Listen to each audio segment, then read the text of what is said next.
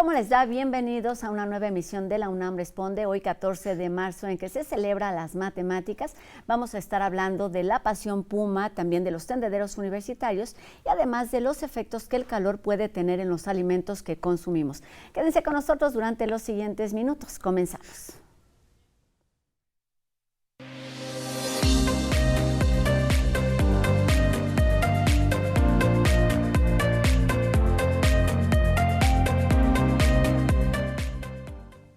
Sabemos que las altas temperaturas pueden tener efectos diversos en nuestra salud y uno de ellos se da a través de los alimentos que consumimos.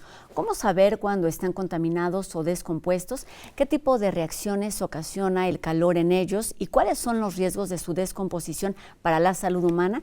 De esto platicamos esta tarde aquí en la UNAM Responde y para ello saludamos al doctor en Ciencias Bioquímicas, Hugo Hernández Pérez, que pertenece a la Facultad de Química de nuestra universidad. ¿Cómo estás, doctor? Bienvenido. Hola, muy bien, muchas gracias por la invitación. Pues vamos a comenzar a hablar de este tema porque comienza ya, aunque la primavera está a unos días, las altas temperaturas se empiezan a sentir y es importante hablar de el cuidado de los alimentos. Comencemos por entender qué pasa con ellos, no qué nos pasa a nosotros, sino qué les pasa a los alimentos con el calor. Sí, mira, el término descomposición lo vamos a traducir como en términos muy básicos en la consecuencia que existe del metabolismo de los microorganismos. Es decir, un microorganismo está presente en un alimento y se nutre de ellos, y una vez que se nutre de ellos, produce ciertas moléculas que nosotros interpretamos como descomposición. Estas transformaciones que el microorganismo hace de cómo estaba el alimento al inicio y cómo lo presenta después, eso es lo que nosotros interpretamos como descomposición microbiana. Ok. Y esta transformación se nombra descomposición, ¿es contaminación? ¿Estamos hablando de lo mismo o tiene...? Son conceptos distintos. Si nosotros hablamos de descomposición, es un proceso que consiste en que los microorganismos que ya están presentes en la matriz alimentaria realizan estos cambios. Si nosotros hablamos de contaminación, hablamos entonces de factores externos que pueden llevar a los microorganismos a los alimentos y de ahí promover entonces la descomposición. ¿Sale? Ok, pues vamos a la siguiente pregunta que tiene que ver justo con estos factores internos y externos que influyen en la descomposición de alimentos. Hay variados. Mira, dependiendo del tipo de alimentos y la forma en que los conservemos, podríamos hablar de diferentes tipos de microorganismos. Por un ejemplo muy común es, nosotros cuando queremos conservar un alimento fresco y que nos dure por mucho tiempo, lo refrigeramos comúnmente. Y en el refrigerador, pues baja la temperatura y la temperatura inhibe a estos microorganismos y baja su capacidad de nutrirse, por así decirlo. Entonces baja el metabolismo y eso disminuye el tiempo o más bien alarga el tiempo y la vida útil de este alimento, ¿no? Entonces, digamos que las temperaturas, frío es una forma de conservar, en cambio si tú elevas temperaturas es una forma de promover que el microorganismo crezca y se reproduzca. Y quizás sea muy complicado porque obviamente no podemos hablar de las características particulares de cada alimento, pero sí hay quizás como un estándar, una forma homogénea de conservarlos. Sí. Comencemos también por ahí. ¿Cómo identificar cuando un alimento ya no es apto para su consumo? Afortunadamente nosotros podemos percibir a través de los sentidos características muy particulares del alimento. Por ejemplo, no sé si en alguna ocasión ha pasado en casa que tienes, por ejemplo, un jamón y lo tienes refrigerado por mucho tiempo. Y a los jamones regularmente les ponen una capita, como un papelito transparente. Y cuando tú levantas ese papel, hay como una capa blanca, como mohosa, como viscosa. Y eso ya es un signo de descomposición. Sin saberlo, nosotros, al ver eso, sabemos que eso no es lo que debería de pasar con el jamón cuando está fresco, con un embutido. Sí. Y de la misma manera nos damos cuenta con otros. El olor, por ejemplo. Tú tienes, por ejemplo, un alimento descompuesto, por ejemplo, la leche, y dices, uy, huele mal. Entonces el olor... Eso no lo quiero. Exacto. Me indica que eso ya no está apto para el consumo. ¿Puede suceder que estén descompuestos y que no nos demos cuenta? En algunas ocasiones los efectos de la descomposición microbiana no son tan percibibles, o sea, no los podemos ver de manera tan clara. Sí puede suceder, sobre todo en las etapas tempranas de la descomposición alimentaria. No sé, en el caso, por ejemplo, de la tortilla es muy claro cuando tú la sacas a lo mejor de, pues no sé, de la servilleta, del papel y demás, que tiene como ciertas características de color que antes no tenía. Rosa, verde, a lo mejor una estructura vellosa por ahí. Y eso te indica que eso ya no está bien. Y también lo correcto, a lo mejor, lo que a veces podría suceder y lo que se puede hacer en casitas, que dices, bueno, le voy a quitar este pedacito de tortilla y lo demás me lo como, lo cual tampoco es correcto. Con los quesos sí es recomendable. Ah, sí. Eso es una buena pregunta, porque los quesos es un proceso de descomposición, ¿sabes? Okay. Es una fermentación de la leche que descompone la leche, pero nosotros nos valemos de estos microorganismos que son benéficos en la producción de un alimento para producir una cuestión diferente con características sensoriales muy distintas. En ese proceso, la descomposición nos ayuda a nosotros a producir algo diferente. Ajá. Entonces hay que poner mucha atención en el tipo de alimentos que estamos consumiendo. Hablemos de la temperatura, porque habías mencionado, por ejemplo, la congelación, la conservación, el aire, pero en particular el calor, ¿cómo impacta? ¿Cuáles son, no sé si las temperaturas habituales, si tiene que ver el tiempo también, el espacio en donde están guardados? ¿Cómo afectan todos estos factores? Sí, afectan puede ser de manera muy negativa dependiendo del tiempo de exposición. Okay. Digamos que la temperatura, todo depende de cuánto tiempo y a qué temperatura. No es lo mismo 4 grados 2 minutos que 4 grados un mes, por ejemplo. Entonces, hablando en este sentido de la temperatura, conforme aumentan las temperaturas, por ejemplo, el clima en nuestra ciudad, que estas temporadas ha sido como de temperaturas muy elevadas, es muy común que los alimentos se descompongan más rápidamente que en otras temporadas, ¿no? Por ejemplo, en diciembre que tuvimos mucho frío. Entonces, lo que sucede ahí es que los microorganismos que nosotros asociamos con descomposición y que además son patógenos para nosotros, crecen de manera muy favorable a temperaturas más elevadas, 35 grados, 36 grados, 37 grados, como es el interior de nuestro cuerpo. Como esa es su temperatura ideal para poder crecer óptimamente, conforme más eleves la temperatura, pues más crecimiento microbiano vas a encontrar y a mayor crecimiento, pues mayor descomposición en tus alimentos. Es el entorno idóneo para ellos, Exacto. más no para nosotros. Oye, ¿y cuál es el impacto que esta transformación tiene en el organismo de las personas, que muchas veces se traduce en síntomas, en padecimientos, en enfermedades? Ajá. Mira, como consecuencia de estos procesos de transformación de los que te había comentado, se pueden producir ciertos compuestos que son dañinos para la salud. O sea, una cosa es que sepa mal, que huela mal, y la otra es que lo consumamos y además consumamos esos metabolitos que son dañinos, ¿no? Además, podemos nosotros, entre ese grupo de microorganismos que crecen en un alimento cualquiera, no solamente crece un tipo de microorganismo, o sea, pueden aprovechar el crecimiento diversidad de microorganismos. Y entre esos... En una porción, digamos, pequeña. Okay. Sí, por ejemplo, un quesito, un pan, un vaso de leche. Sí. Entonces, ahí no puede crecer solo uno, crece una gran diversidad de microorganismos. Y lo complicado, o digamos que el lado muy negativo de la descomposición, más allá de que es algo negativo, es que entre ese grupo podríamos tener microorganismos patógenos. Okay. Es decir, aquellos que al consumirlos y llegar viables al intestino o al estómago, generan un evento patogénico. ¿Cómo se manifiesta unos y otros?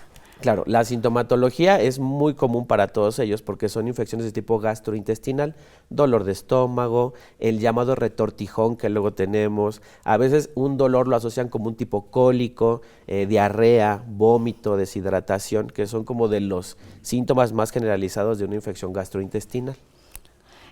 Generalmente estos suceden de forma inmediata, pero también hay como efectos a largo plazo. Sí. ¿Cuál es, digamos, un poquito la diferencia, sin entrar a detalle de lo que sucede en el organismo, pero sí del efecto que tienen los alimentos y cuánto tardan quizás en descomponerse o en hacer efecto en nuestro organismo? Claro, depende mucho del tipo de microorganismo, pero de manera muy general necesitaríamos cantidades elevadísimas de microorganismos para hablar ya de descomposición de un alimento.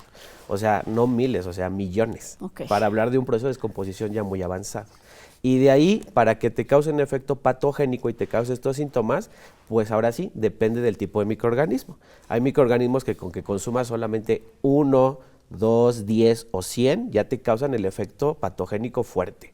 Y hay otros que requieres cantidades mucho más elevadas, millones de ellos, para que entonces el efecto sea un efecto que se traduzca en una sintomatología. Durante los días recientes hemos escuchado algunas noticias con respecto a casos focalizados de un síndrome llamado Guillain-Barré. Cuéntanos un poquito sobre esto, porque parece como una nueva posibilidad dentro de este escenario de síntomas relacionados con los alimentos. Sí, el síndrome de Guillain-Barré es una enfermedad autoinmune que además es multifactorial. no se conoce hasta el día de hoy a ciencia cierta cuál es el factor que desencadena la aparición de la sintomatología y del padecimiento. Okay. Entonces se asocian muchísimas causas a él, entre ellas se ha asociado a microorganismos de tipo alimentario como son Campylobacter jejuni, se ha, por ejemplo, asociado a él, no sé, otro tipo de partículas virales. Sin embargo, no hay uno que te diga, si es esto, entonces te causa esto. Hay muchísimas cosas que lo pueden causar y hay muchos detonantes, ¿no? Entonces, asociarlo a un caso o a un aspecto en particular, pues no será lo adecuado. Hay que revisar, digamos, todo el entorno en donde está ocurriendo. Y es lo que está intentándose hacer mientras se atiende a las personas que resultaron afectadas justamente en este momento. Cuéntanos con respecto a estos efectos que tienen los alimentos en las personas. ¿Hay grupos de edad más vulnerables? Ajá.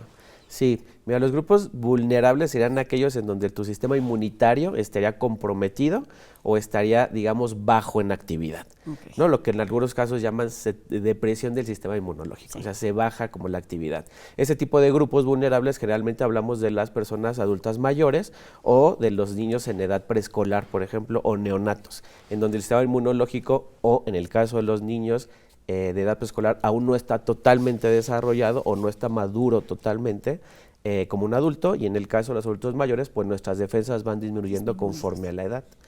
Y es en estos grupos donde hay que tener un poquito más de cuidado, pero en términos generales, ¿cuáles son, digamos, algunas recomendaciones para evitar consumir alimentos en mal estado? Siempre hay que revisar. Yo algo que le digo, por ejemplo... La vista es el primer filtro. Siempre. Yo algo que le digo a mis alumnos siempre es, siempre hay tiempo para observar.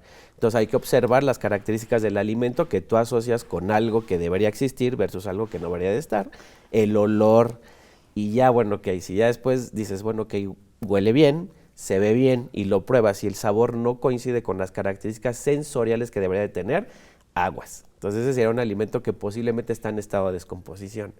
Hay algo que tiene que ver con lo que estás diciendo y tiene que ver con la diferencia entre los alimentos que preparamos en casa y los que consumimos, que fueron preparados en algún lugar donde no vimos y no conocimos el proceso completo. Sí.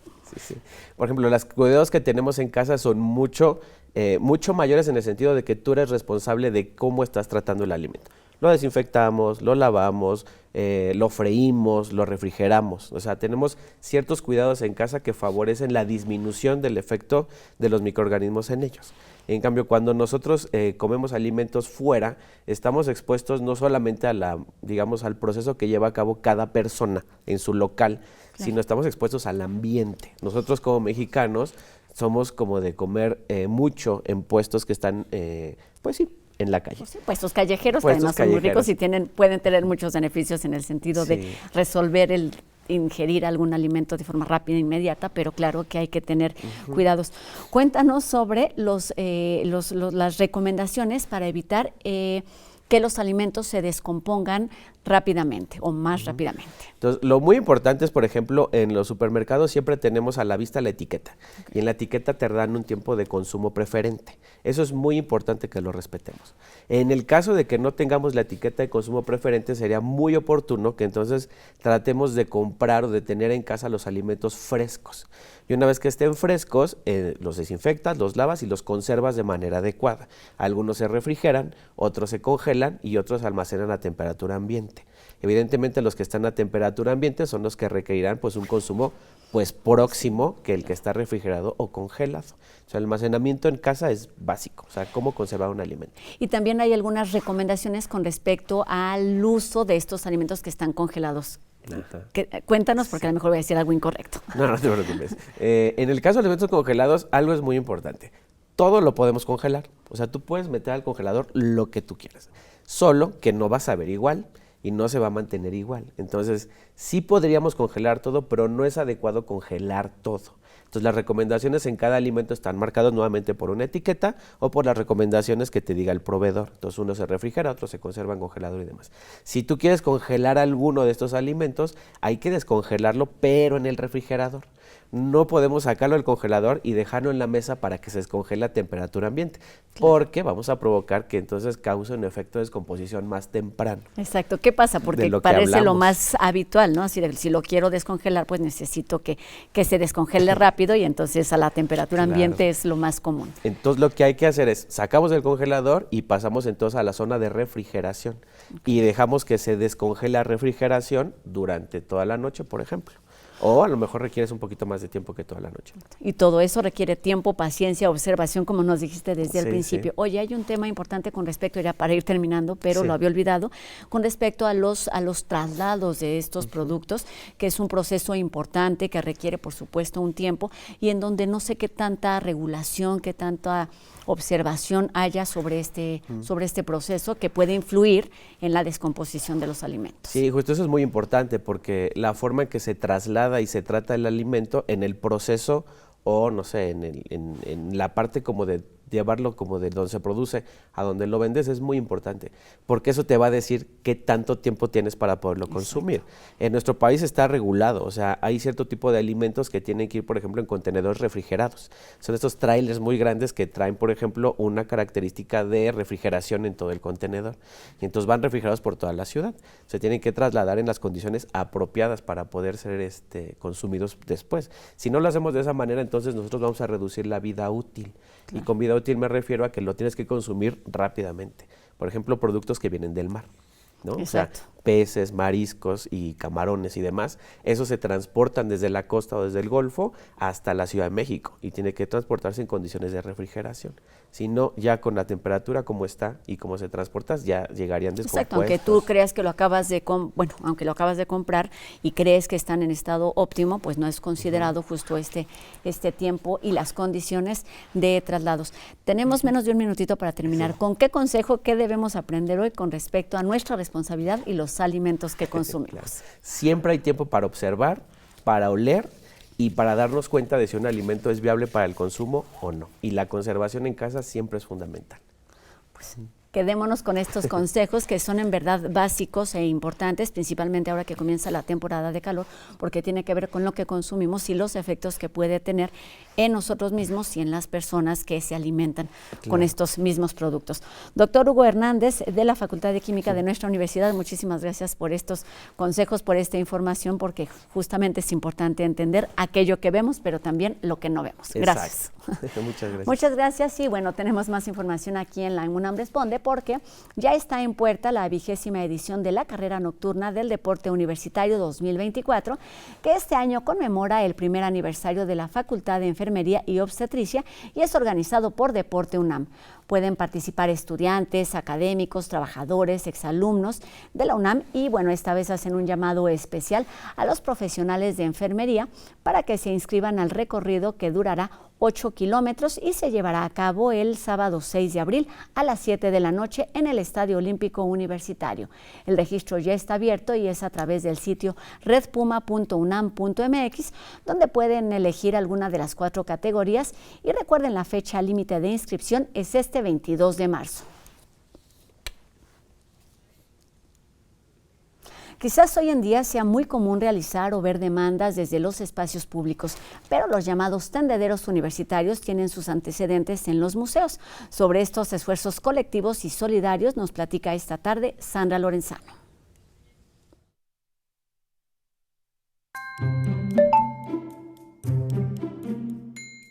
Y en esta ocasión quiero invitarles a leer el libro Tendederos Virtuales Universitarios, una aproximación metodológica de análisis para la prevención de violencias por razones de género. Un esfuerzo que la coordinación ha realizado con mucha dedicación y cuidado con el fin de acercar a la comunidad una perspectiva justa sobre los tendederos de protesta en contra de las violencias dentro de nuestra universidad.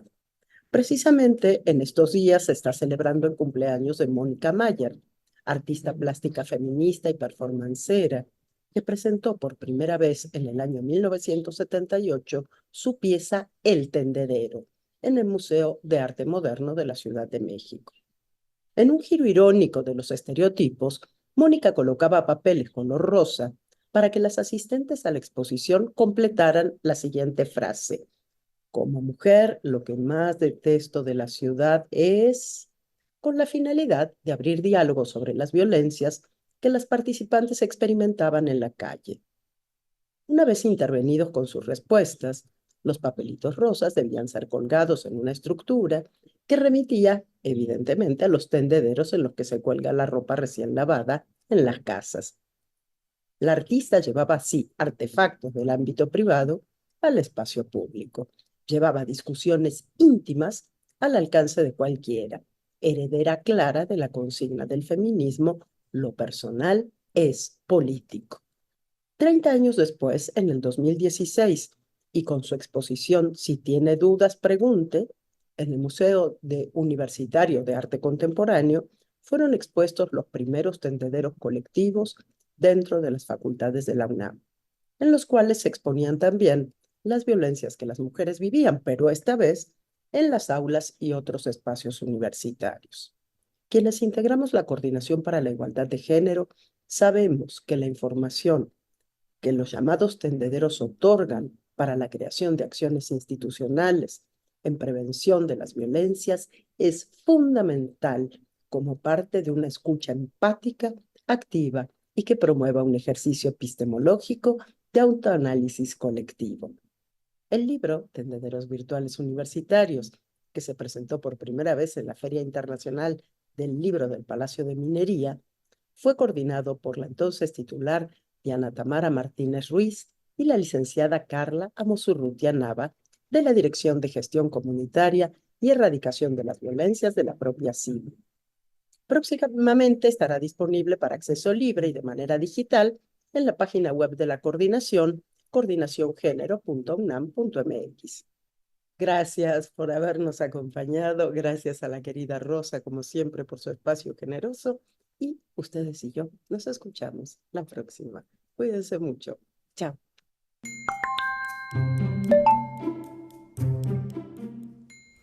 Mucho todavía que aprender sobre el arte de nombrar y de compartir.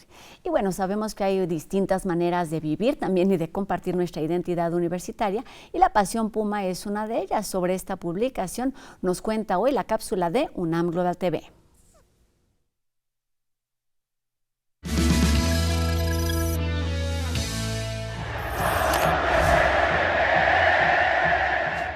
Se cumplen 60 años de vivencias azul y oro en Primera División. Para celebrarlo, los que construyeron y construyen su historia decidieron meter un gol a la memoria en el libro Pasión Puma desde la cancha. Y yo digo que no solamente es un gol de la memoria que refleja esas 6 décadas, sino que es un golazo y en realidad es un gollazo, ¿no? Haciendo juego con las palabras. La universidad es grandiosa, es maravillosa y eso de cómo no te voy a querer, pues es algo que los que estamos aquí adentro lo sentimos en serio. Desde un dentista pentapichichi, un portero acapulqueño, una capitana con garra, históricos formadores de cantera, hasta escritoras y escritores, nos comparten 70 historias que contagian emoción y recuperan la historia íntima del Club Pumas. Hay un valor que está muy arraigado a la universidad y es la garra y la pasión. Entonces está muy padre el ir conectando voces, experiencias de diferentes ámbitos y ver que todo se une en el orgullo de ser Puma. Con el llamado de la Dirección de Literatura y Fomento a la Lectura, se crearon puentes entre la pasión por el fútbol y por las letras. Futbolistas se aventuraron a escribir para narrar su tiempo en la cancha. Y los y las escritoras prestaron su pluma para contar las mejores anécdotas. Son alrededor de 70 los participantes, los que jugamos Plumas Pumas, que estamos allí dando testimonio de este glorioso paso de fútbol, del deporte, y de alguna manera ser recreado a través no solamente de la patada, sino también de la palabra, ¿no? Yo creo que no solo el fútbol, creo que todas las actividades del ser humano son motivo de hacer literatura. Está increíble que tantas voces que han dejado una huella en la universidad se junten. Nosotras fuimos las pioneras en escribir la historia del fútbol femenil El libro ya está disponible para descarga gratuita y si quieres hojearlo, es posible consultarlo en las bibliotecas de la UNAM. Es una obra versátil, habemos muchos que metimos nuestra cuchara aquí y que eso le puede ofrecer a la gente que lo va a leer una gran variedad.